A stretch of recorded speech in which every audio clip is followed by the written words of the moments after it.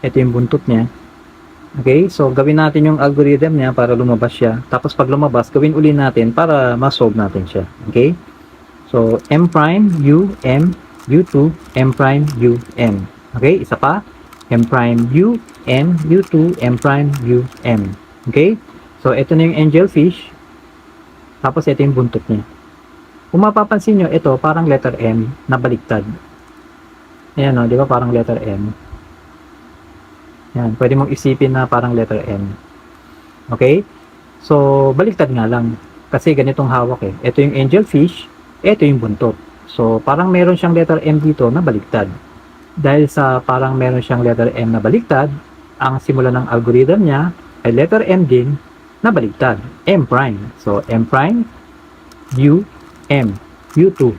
M prime, U, M. Ayos na siya.